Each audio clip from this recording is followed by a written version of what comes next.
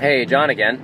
Just wanted to share my thoughts on the Syrian refugee crisis. I made a video 2 days ago about this issue, and within the past 2 days, I've seen a evangelical civil war erupt on social media, and so I want to take a minute to just kind of identify what I think are the motivations behind both sides in broad terms, and what I think the right course of action is to take here. In other words, how should both sides be thinking about this issue and be thinking about one another? So, in my opinion, this latest civil war, so to speak, between evangelicals is kind of a battle. It's symptomatic of a much larger war that's been going on for a long time between what I'm going to say are the younger evangelicals who are now taking the reins of power in many institutions in Christendom, and then the more moral majority, conservative, traditional types. And I think, fall along the lines of the latter, the more evangelical, conservative, traditional type of person. And the reason for that is because I believe in spheral authority, that the government has the responsibility to protect, the church has the responsibility to administer grace, and the family has the responsibility to educate. And because God has given His law and divided these responsibilities up among three institutions, each institution has a track on which to run. And so when we're thinking about politics, I think that we as Christians need to be salt and light, as Jesus commanded us to do, and to understand what the civil responsibility really is. It's different than the church. It's not the same thing as the family. To give a very sort of off-the-cuff example on the Syrian thing, I've heard a lot of young evangelicals say, well, we've always had risk with immigration, and, we shouldn't make decisions based on fear. We need to take risk. Okay, that's a very true statement in one sense, right? Because as Christians in this world, we're going to take risk. As the church, we risk even just being an institution. But let me ask you a question. The government, should they be considering whether something's riskier or not? Because their responsibility is to protect people. So while you in your house can say, I'll take all the risk I want to take, the government's responsibility is to consider these risks. And as citizens, when we are looking at a responsibility that's for the common good, for the government, biblically speaking, we need to be looking at the best way to protect the people that the government is responsible for and to punish evildoers. And if we're in a situation in which that makes it more difficult to punish evildoers, it subjugates the members of our culture to greater threat, then as evangelicals, we need to support the right approach for the government so they can take responsibility, not cast their responsibility aside in the name of platitudes like love and compassion. The reason I use the word platitude there is because when it comes to the government, they're not supposed to be, those terms don't really mean a whole lot. They're a ministry of justice, remember? Their responsibility isn't to administer compassion and love. The government doesn't do that. The government administers sword. Compassion and love come from where? What institution? Pop quiz. Well, the church, the individual Christian. When we're considering whether we're going to take the taxpayer-funded dollars that have been, some people would say stolen, but taken from all the citizens of this country, and then use that money to bring in people that have the possibility of threatening us, well, from the Christian worldview, it seems like an easy thing to navigate. Well, you'd think it would be easy, except for two extremes. On one extreme, you have the more conservative types that would probably agree with what I just said, but they're angry.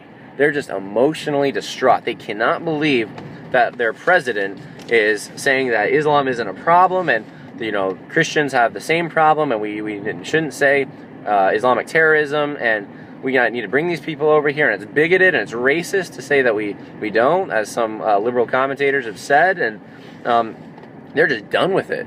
They've seen so many terrorist attacks, so many things gone wrong in the world because of Islam, because of people administering Islam in the way that whether you think it's right or wrong, let's say they're off. I don't think they are. I think that they have a legitimate argument to make from their Quran when they do these things. But let's say they're off. They're going against the Quran.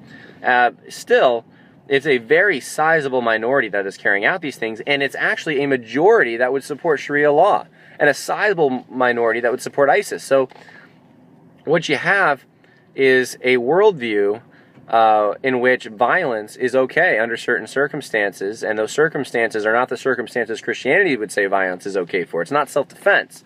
It's for the propagation of a religion and ideology. So with that, being said, you got some really, really upset people that they cannot believe political correctness seems to muzzle them. So you know what they're doing? They're saying let's just war against all Islam. Let's send a nuke over there and bomb Mecca.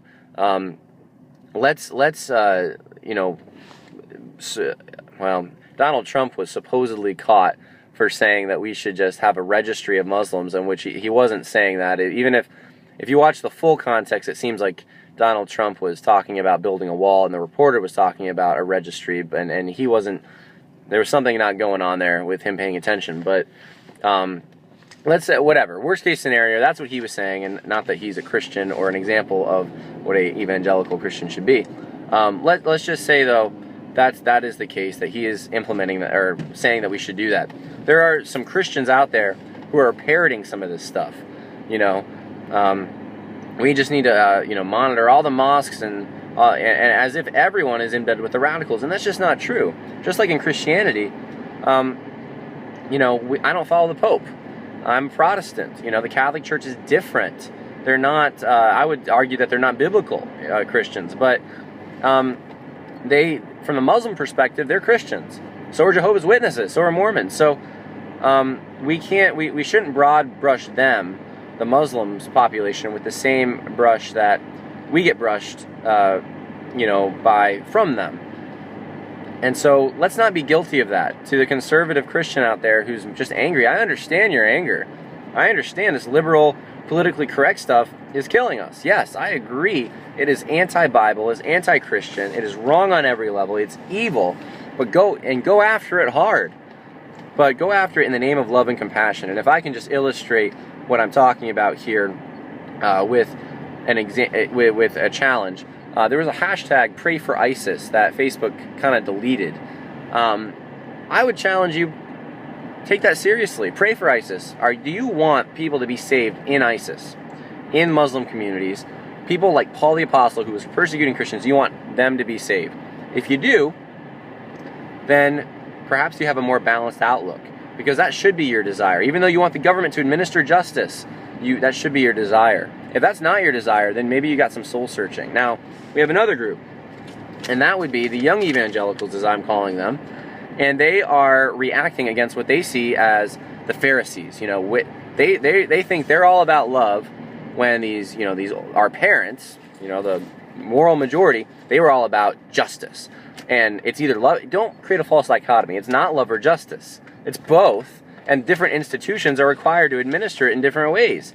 Justice, the government implements civil justice, not the church. The church, yes, administers some love and compassion, but don't just simplify the whole thing into it's just all about love and we're all about love. It's a platitude that doesn't make sense when the responsibility of the government is to bear the sword.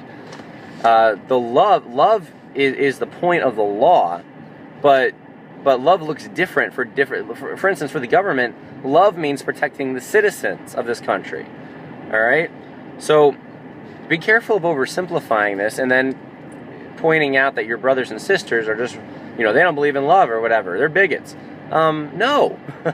That's just not right. Love each other here. And I'm speaking to young and moral majority evangelicals. I think, in a sense, young evangelicals have not been educated or grounded in the American system of law, the system that was founded by Christians with the separation of powers. And because they don't quite understand that, they're getting confused when it comes to the application of love into different realms of authority. I think this is kind of the main point of the video, if you don't take anything else away, if you're a young evangelical at least. I think those who are coming into the reins of authority in evangelicalism have been taken by a vain philosophy. They're secularized. And they are so easily manipulated and taken advantage of by liberals who, and not progressives, non-Christians, who want to take these concepts of love and mercy, flip them on their head, and use them, define them in such a way that Christianity never intended it. And evangelicals are very slow to catch on to what's actually going on. And that is a scary thing, in my opinion. It's scary because, I don't know, if these are the people taking the reins of authority in the church is going to have very weak stands on things, and we're not going to really operate on a Christian worldview. And so I would encourage young evangelicals out there, go back to the realms of authority that the Bible lays, and then really do some soul searching and say, what is the goal of government? What is the goal of the church? Don't just accuse everyone of being bigots. And I understand you're frustrated. You see people on Facebook and social media saying things like, let's nuke Mecca, and you're just like, that's hateful, that's bigoted, I don't want to be known as that. And I've been to several Christian seminaries, and believe me, people are paranoid of being labeled racist. Evangelicals are bending over backwards to prove that they're not racist. Some are just not even involved in politics anymore. That's a huge movement now. Let's just not be involved at all because, well, our parents did it wrong. They had bad motivations. They were angry, and we don't want to be known as being angry. I understand that. And let's say your parents did do it wrong. Maybe you had parents that maybe they were hateful. Maybe they were angry because they saw their country fading around them, and they just wanted their country back, and their goal really wasn't the gospel. They wouldn't pray for ISIS while still demanding justice, if you know what I mean. They wouldn't pray for their enemies. They were big on saying the government needs to impose justice, but they were very small on saying the church and individual Christians need to impose love. And don't overreact to that. That's my encouragement. Don't say, well, forget about justice. Now let's just go for love. Well, you know what? It's both. And I would argue that justice carries with it an element of love. Punishing evil means there is a love for good and a love for truth. So maybe your view of love needs to get a little bigger. You need to understand the God of the universe who does impose justice on lawbreakers. He is a God of love, and really have a balanced approach to God. My biggest thing here, I guess, don't fight the moral majority guys. The moral majority guys, please be patient with the young evangelicals who are saying things that, yes, they come from a progressive worldview, or they're at least being persuaded to think differently by a progressive worldview. Be patient with that. That's why we need to have older guys discipling younger guys, because our Christian worldview is being lost with an oversimplified, it's just about the gospel. Yeah, the gospel has a lot of implications, including we're sinners, and when we're sinners, that means we're breaking laws. And when laws are broken, there needs to be justice. And the role of the government is to impose justice, which helps sinners see that there's a punishment for sin. They're more ready to accept the gospel. And I don't want to go into big details on this because there's a lot of other resources that I could point you to on that. But the war that's going on Facebook right now doesn't really need to be going on. Let's not name call each other. Let's try to tone down the sarcasm if we can.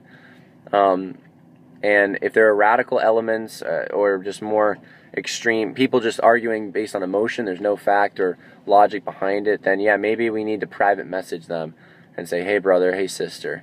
That's probably the best way to go about this. And that is my recommendation, humbly, as a Christian brother. It is not the gospel truth, but I am concerned for kind of what I'm seeing. So let's love our Muslim friends. Let's love our enemies. Let's also love those in our country who could be the potential victims of a terrorist attack. Let's love the troops overseas shedding their blood. And let's most of all love each other as Christians.